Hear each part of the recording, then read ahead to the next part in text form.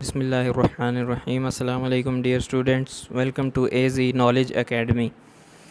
आज की वीडियो में मैं आपके लिए लेके आया हूँ कुछ इम्पोर्टेंट अकाउंटिंग टर्म्स। जिस तरह के पिछली वीडियोस में बात हुई थी कि अब से हम इंशाल्लाह प्रोफेशनल लैंग्वेज इस्तेमाल किया करेंगे, प्रोफेशनल टर्म्स यूज़ किया करेंगे, तो इसी वजह से ये सीखना इम्पोर्टेंट है। तो आइए स्टार्ट करते हैं। सबसे पहली जो हमारे पास टर्म है वो है business entity. Now what is business entity?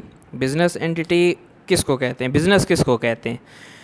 कोई भी प्रॉफिट मेकिंग ऑर्गेनाइजेशन है उसको हम बिज़नेस कहते हैं। तो बिज़नेस एंटिटी की क्या डेफिनेशन हुई? सिंपल सी कि कोई भी प्रॉफिट मेकिंग एंटिटी उसको बिज़नेस कहते हैं। अब बिज़नेसेस कितने टाइप्स के हो सकते हैं ये भी सीखना लाजमी है, इम्पोर्टेंट है। बिज़नेसेस 3 टाइप्स के होते हैं।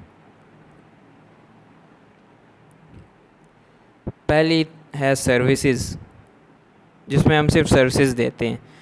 फॉर एग्ज़ाम्पल कार वाश का बिज़नेस हो गया। उसमें क्या होता है कि सिर्फ सर्विस होती है, वो अपना कोई गुड सेल नहीं कर रहे होते।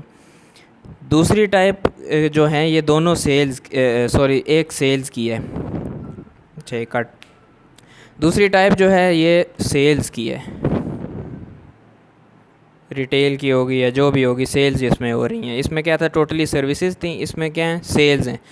तीसरी जो हमारे पास टाइप है वो है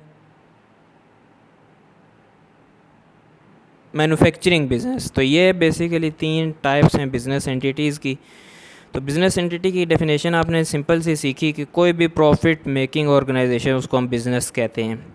या अगर अकाउंटिंग के टर्म में इसको हम देखें इसकी डेफिनेशन तो वो होगी a business entity is an economic unit which enters into business transaction that must be recorded, ठीक है, समराइज्ड एंड रिपोर्टेड। ये जो उस दिन हमने बात की थी ना अकाउंटिंग की डेफिनेशन, क्या होगी? Which must be summarised, recorded, पहले रिकॉर्ड होगा ये नंबर 1 पे, ये 2 पे, और 3 पे क्या होगा? रिपोर्टेड। यानी इनडायरेक्टली अकाउंटिंग की डेफिनेशन से इसने उसको लिंक कर दिया है। तो बिज़नेस एंटिटी क्या है? वो कोई भी इकोनॉमिक यूनिट जो बिज़नेस ट्रांजैक्शन करती है, बिज़नेस ट्रांजैक्शन में एंटर होती है, उसको रिकॉर्ड करती है, समराइज़ करती है और रिपोर्ट करती है, उसको हम बिज़नेस एंटिटी कहते हैं। दूसरी हमारे पास टाइप है स्टूडेंट्स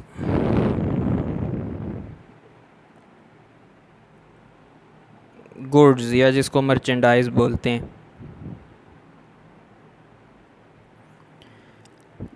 दूसरी हमारे पास अकाउंटिंग टर्म क्या है? गुड्स या मर्चेंडाइज जिसको बोलते हैं।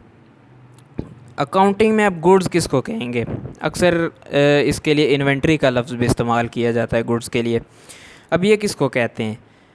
कोई भी चीज़ जो आपसे यहाँ पे मेरा मुराद बिज़नेस है, कोई भी चीज़ जो बिज़नेस ने परचेज़ की है सेल की नीयत से, कोई भी चीज़ जो बिज़नेस ने परचेज़ की है सेल की नीयत से, उसको गुड्स कहते हैं। फॉर एग्ज़ाम्पल एक बिज़नेस है स्टेशनरी का बिज़नेस, ये मैं यहाँ पे लिख रहा हूँ ताकि आप लोगों को याद रहे। एक बिज़नेस है स्टेशनरी का, तो वो जब स्टेशनरी ख़रीदेगा तो ज़ाहिर है बेचने के लिए ख़रीदेगा, तो स्टेशनरी उसके लिए क्या है? गुड्स हैं। इसी तरह कोई क्लोथिंग स्टोर है, वो क्लॉथ्स ख़रीदेगा बेचने के लिए, क्लॉथ्स उसके लिए क्या हैं? गुड्स हैं, मर्चेंडाइज़ हैं, इन्वेंट्री हैं। तो कोई भी बिज़नेस जो चीज़ ख़रीदे बेचने के लिए उसको गुड्स कहते हैं। या आगे परचेज़ की डेफिनेशन में भी आप पढ़ेंगे। इसी से अगली आ गई है हमारे पास परचेज़। परचेज़ किसको कहते हैं? ये तो हर किसी को आम ज़ुबान में पता है कि परचेज़ कहते हैं ख़रीदने को, लेकिन यहाँ पे हमने आम ज़ुबान को नहीं लेके चलना। जैसे मैंने कहा, हमने अकाउंटिंग की ज़ुबान को लेके चलना है। तो परचेज़ किसको कहते हैं? कि व्हेन सेल एबल गुड्स कौन से होते हैं? जो सेल हो सके, उनको बिज़नेस में लेके आया जाए, उनको बिज़नेस बाय करे। सेलेबल गुड्स को जब बिज़नेस बाय करेगा तो वो क्या बन जाती है? परचेज़। अब बाय किस नीयत से करेगा? वही सेल की नीयत से करेगा। ठीक है, तो लिंक हो गया आपस में। अब परचेज़ की कुछ टाइप्स हैं।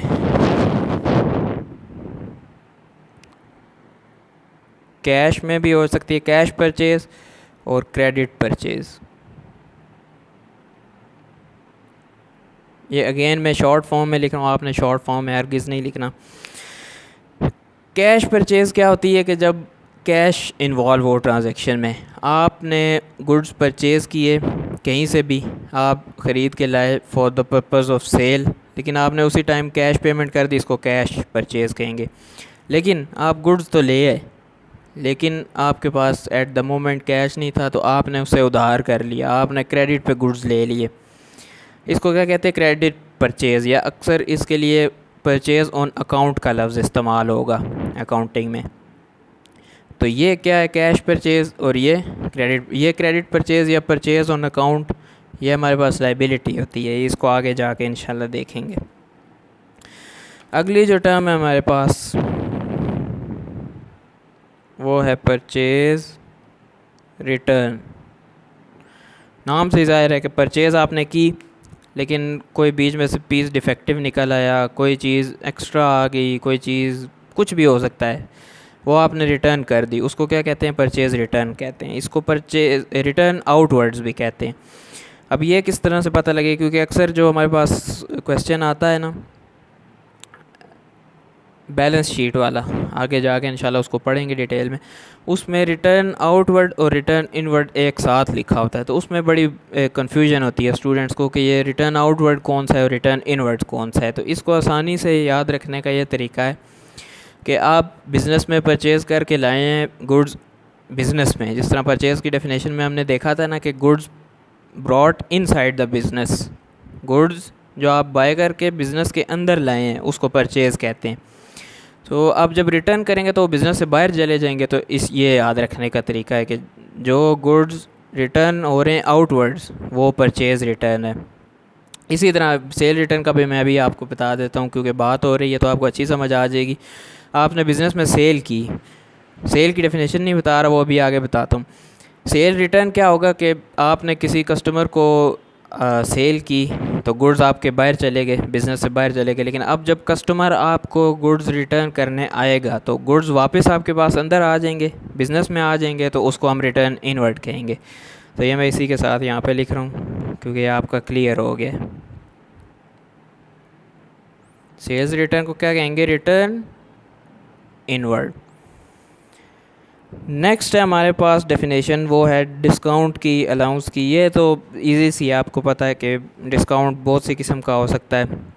एक तो हो सकता है कि आपको टोटल इनवॉइस पे डिस्काउंट दे दे, एक होता है हर गुड पे अलग अलग डिस्काउंट दे दे। डिस्काउंट परचेज़ पे भी हो सकता है, सेल पे भी हो सकता है। अगर आपको परचेज़ पे डिस्काउंट मिल रहा है तो ये आपके लिए इनकम शुमार होगी, या कि हम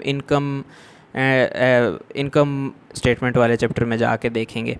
अगर आप दे रहे हैं क्योंकि सेल आप करते हैं अपने कस्टमर्स को और परचेज़ आप करते हैं अपने वेंडर से, तो परचेज़ पे आपको डिस्काउंट मिलता है और सेल पे आप डिस्काउंट देते हैं। तो जो डिस्काउंट आपको मिल रहा है वो आपकी इनकम ट्रीट होगी, डिस्काउंट रिसीव्ड उसको कहेंगे। और जो डिस्काउंट आप दे रहे हैं सेल पे उसको डिस्काउंट अलाउड कहेंगे, ये हमारा एक्सपेंस होता है। ये मैं यहाँ पे लिख भी देता हूँ। अगेन मैं शॉर्ट फॉर्म लिख रहा हूँ टाइम बचाने के लिए, आपने नहीं लिखनी। ये मैं इसलिए कहता हूँ क्योंकि पेपर्स में फिर स्टूडेंट अक्सर यही गलती करते हैं, वो शॉर्ट फॉर्म लिख लिख के उनको प्रैक्टिस ही नहीं रहती, तो वो पेपर में भी इस तरह के लिखाते हैं, और यही चीज़ है जो फिर उनके मार्क्स डिडक्शन की वजह बनती है। तो discount allowed versus discount received. Discount allowed हमने देखा इनकम है, क्यों इनकम है? क्योंकि वो हमें मिलता है। डिस्काउंट रिसीव एक्सपेंस है, क्यों एक्सपेंस है? क्योंकि वो हम अलाउ करते हैं अपने कस्टमर्स को।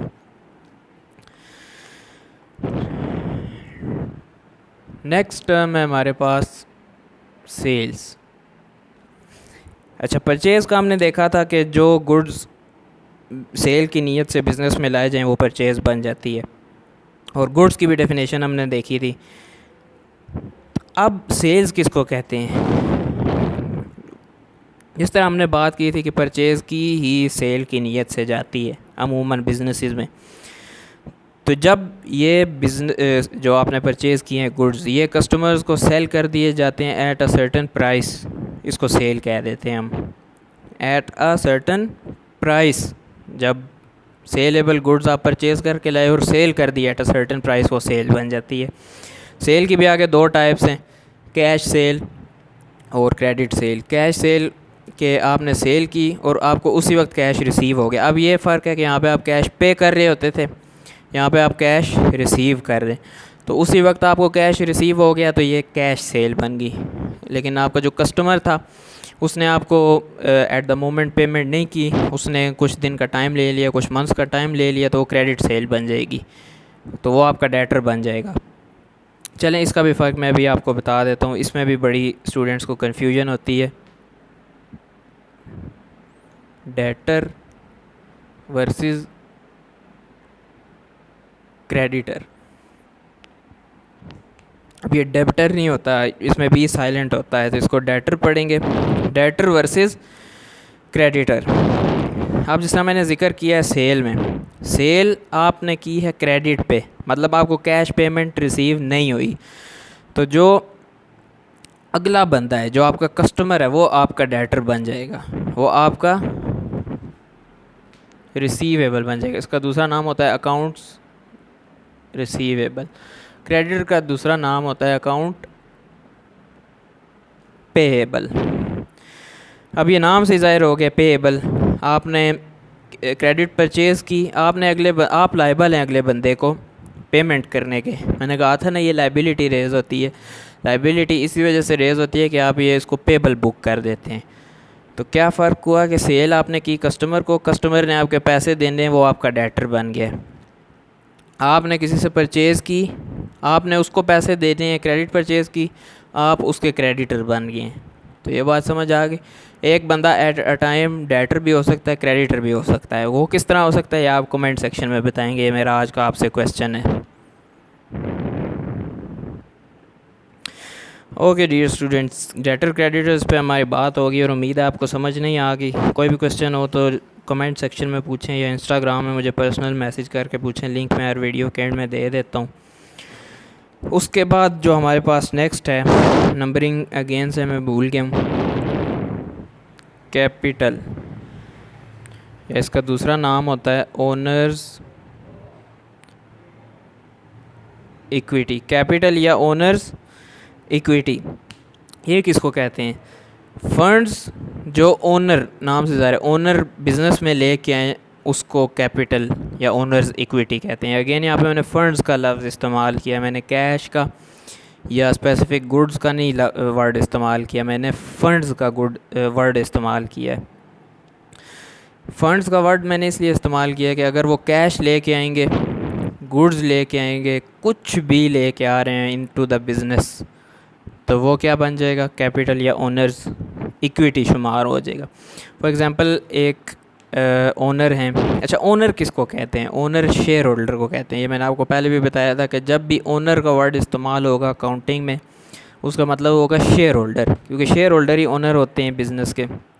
ये हमने जब लॉ वाला वो पढ़ रहे थे तो उसमें भी देखा था पिछली वीडियो में।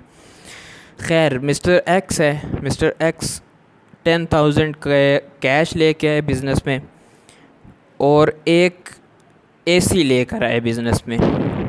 अब इसमें से मुझे ये बताएं कि कैपिटल क्या शुमार होगा, कैश शुमार होगा या एसी शुमार होगा या दोनों शुमार होंगे? तो जवाब ये है कि दोनों शुमार होंगे। कैश की वर्थ तो हमें पता है, एसी की जो भी वर्थ, एसी फॉर एग्ज़ाम्पल बना 50,000 का, तो 50 और ये वाला 10, टोटल 60,000 की कैपिटल या ओनर्स इक्विटी लेके आए हैं mister x. Okay students, next हमारे पास डेफिनेशन है एसेट्स की। एसेट्स क्या होते हैं? एसेट्स वो चीज़ जो आपके बिज़नेस को फ्यूचर इकोनॉमिक बेनिफिट दें, उसको एसेट कहते हैं। अब एसेट्स की आगे फर्दर दो टाइप्स हैं। पहली टाइप है इसमें current assets,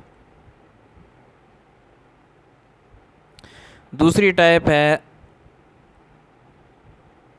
non current assets. इनको फिक्स्ड एसेट भी कहा जाता है। नॉन करंट एसेट्स को फिक्स्ड एसेट भी कहा जाता है।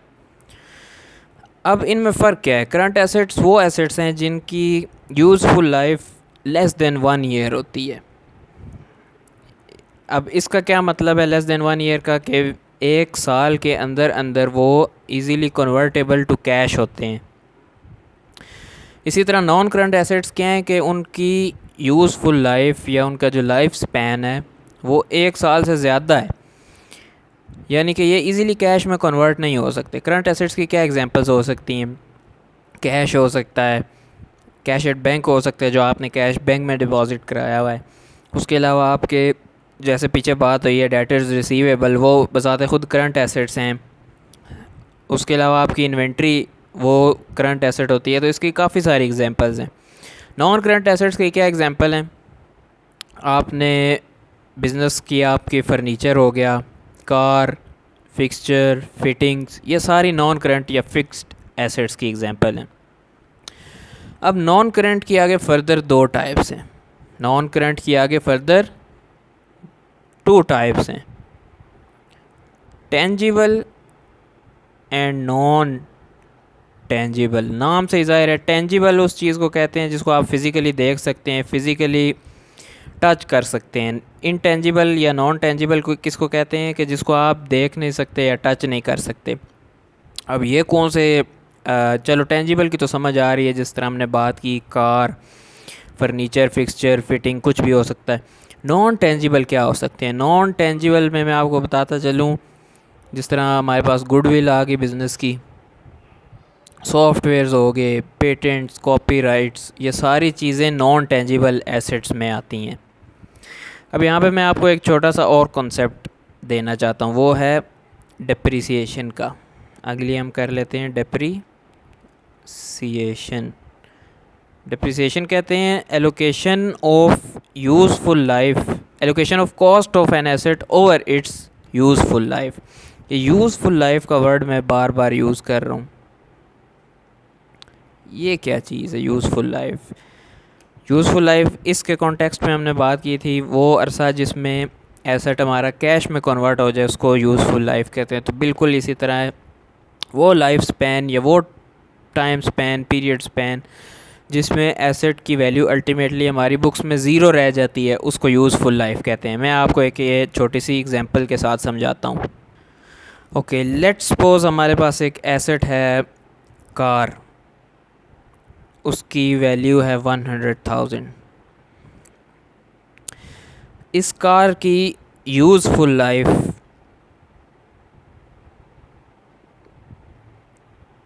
वो है 10 ईयर्स।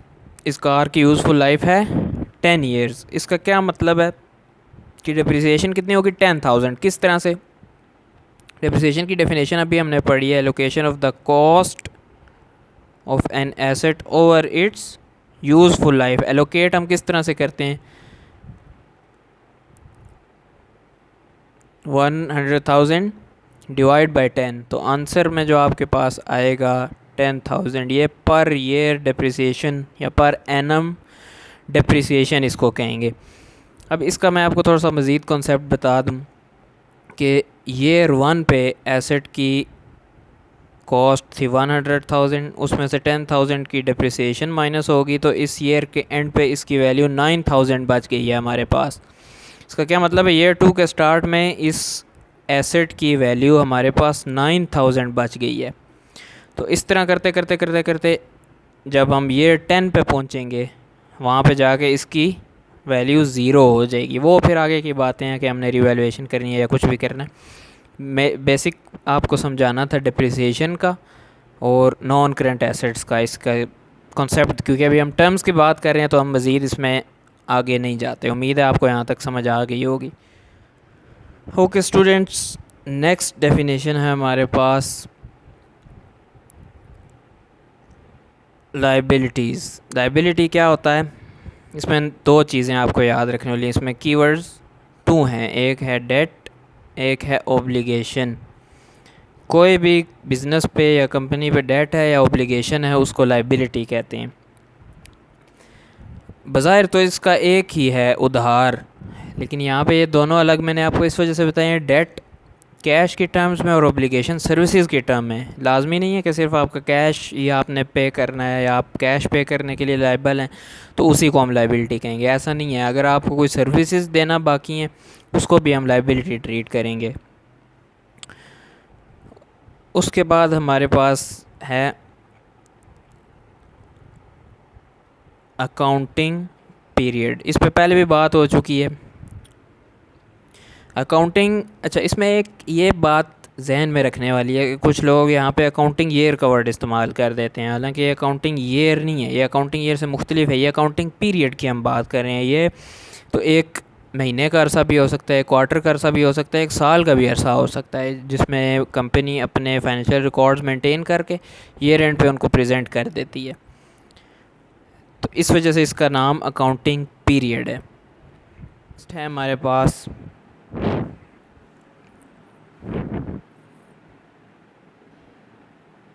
रेवेन्यू की उस दिन भी थोड़ी बहुत बात हुई थी, आज मैं दोबारा आपको बता देता हूँ कि वो प्राइस जिस पे गुड्स या सर्विसेज सेल हों उसको रेवेन्यू कहते हैं। रेवेन्यू आपका बहुत टाइप्स का हो सकता है। एक तो डायरेक्ट सेल से जो भी total price of goods sold बनती है उसको हम रेवेन्यू कह देते हैं। दूसरा, इंटरेस्ट अर्न किया है आपने, रेंट अर्न किया है, कमीशन अर्न किया है, इन सब को हम रेवेन्यू कह सकते हैं। सेकंड लास्ट चीज़ जो आज की हम देखेंगे टर्म्स में वो है एक्सपेंस। एक्सपेंस की उस दिन भी थोड़ी डिटेल में बात हो गई थी कि वो चीज़ जो वो ख़र्चा, वो कॉस्ट जो आप इनकर करते हैं किसके लिए, अल्टीमेटली रेवेन्यू पे पहुंचने के लिए, उसको एक्सपेंस कहते हैं। तो एक्सपेंस क्या है, वो कॉस्ट हैं। कॉस्ट ऑफ गुड्स सोल्ड भी हो सकती है, कॉस्ट ऑफ प्रोडक्शन भी हो सकती है, कोई भी कॉस्ट इनकर जो आप कर रहे हैं किस नीयत से, किस मकसद से, अल्टीमेट रेवेन्यू पे पहुंचने के लिए, उसको एक्सपेंस कहते हैं। लास्ट जो हमारे पास टर्म है वो है नेट इनकम या नेट प्रॉफिट। आपको याद होगा पिछली वीडियो में हमने अकाउंटिंग कॉन्सेप्ट्स पे बात की थी। उसमें एक कॉन्सेप्ट हमने पढ़ा था मैचिंग कॉन्सेप्ट। मैचिंग कॉन्सेप्ट क्या कहता था कि एक पीरियड के रेवेन्यू हमने मैच करने हैं उसी पीरियड के एक्सपेंसेस के साथ प्रॉफिट पे पहुंचने के लिए। मतलब क्या था कि जितने भी रेवेन्यू हैं उसमें से एक्सपेंसेस माइनस करें तो आपके पास नेट प्रॉफिट आ जाता है। इसको नेट प्रॉफिट या नेट इनकम कहते हैं। ये मैचिंग कॉन्सेप्ट में भी हमने देखा था। तो उम्मीद है आपको इंशाल्लाह समझ आ गई होगी। अगर फिर भी नहीं समझ आई तो मैं दोबारा कह रहा हूँ, कमेंट सेक्शन में पूछें, इंस्टाग्राम पे मुझसे पूछें, लेकिन पूछें लाजमी, शर्माने की कोई बात नहीं है। मज़ीद ये है कि आप सोच रहे होंगे कि अभी तक बड़ी खुश्क लेक्चर्स चल रहे हैं अकाउंटिंग के, तो बिल्कुल ऐसे ही है, क्योंकि ये थ्योरी है, लेकिन ये भी इम्पॉर्टेंट है, इसको हम स्किप नहीं कर सकते, इसको स्किप नहीं किया जा सकता, क्योंकि ये टर्म्स बड़ी इंपॉर्टेंट थी, ये आपने आज से सीख लिए हैं। नेक्स्ट वीडियो में इंशाल्लाह जो हम चैप्टर स्टार्ट करने जा रहे हैं